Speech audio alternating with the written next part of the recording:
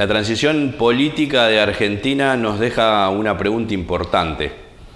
¿Qué va a pasar después del 10 de diciembre? ¿Se puede quitar el cepo cambiario? ¿Se puede de la noche a la mañana hacer grandes cosas que nos cambien la realidad económica y financiera del país? Para eso hicimos este video. Vení. Te abro la puerta, vení. Pasá.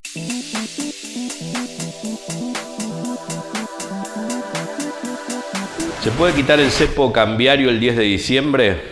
Los cambios de la política, los cambios de figuras políticas, los cambios de color político, ¿nos pueden traer soluciones mágicas?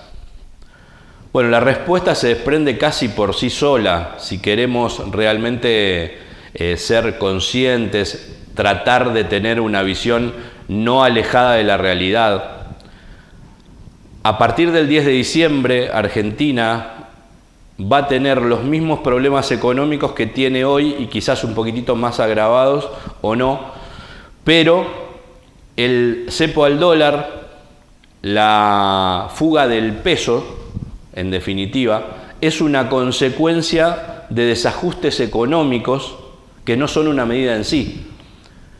La consecuencia de no tener un mercado único y libre de cambio donde se pueda comprar libremente es el efecto de la causa de no tener un país normal.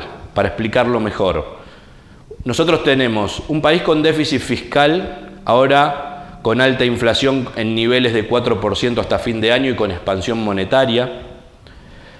Tenemos que ver cómo vamos a hacer para reestructurar la deuda, cómo nos vamos a sentar a enfrentar nuestros compromisos, porque más allá de que se declare lo que se declare, para que,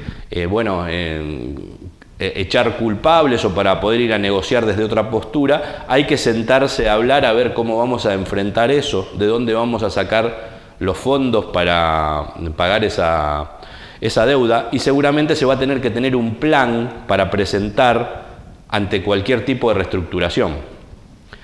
También tenemos un país con una caída brutal en la actividad económica, con despidos, con falta de empleo, con pobreza, con un gasto público enorme, con problemas para incluso enfrentar seguramente la cuestión previsional, cómo a los jubilados se le va a aumentar según la tabla este 50% casi que va a dejar de inflación hacia atrás, cuando las jubilaciones son el 60% del gasto público. Entonces, si nosotros tuviésemos un país sin ninguno de estos desajustes, quizás podríamos tener un mercado de cambio libre, porque nadie se escaparía del peso, porque no tendría inflación, porque nadie estaría pensando en problemas económicos, porque tendríamos una moneda sólida. Y ahí sí podríamos entonces abrir las puertas del mercado cambiario. En un país como el nuestro, el mercado cambiario definitivamente debe ser limitado. De hecho, yo creo que fue un error pasar de un cepo severo, como teníamos en 2015, a un mercado que venda libremente sin ton ni son.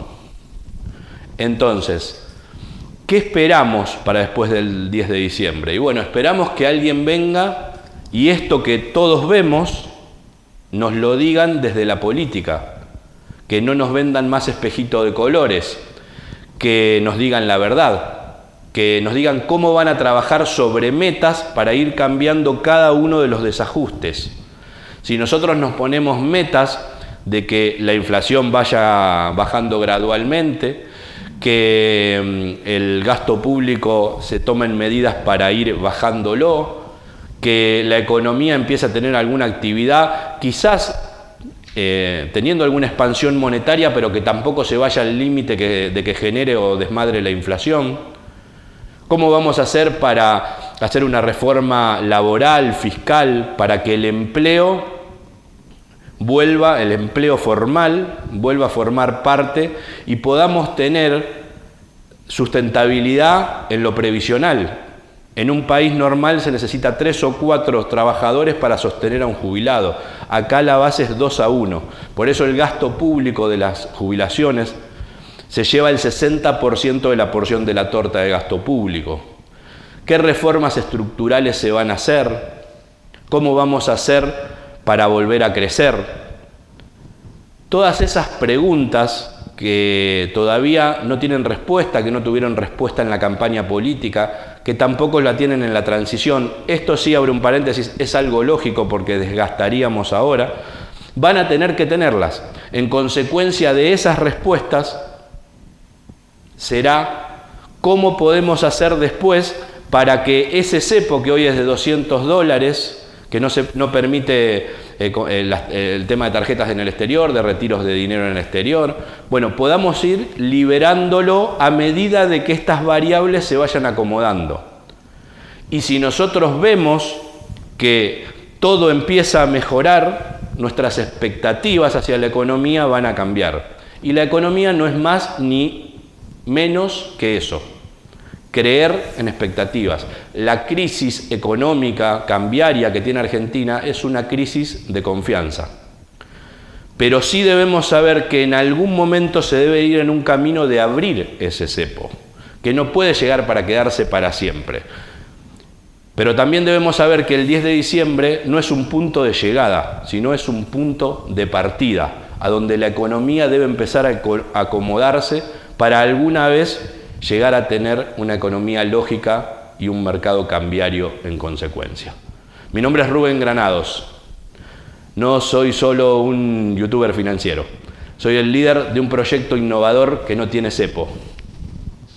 Somos toda la economía y venimos a ayudarte.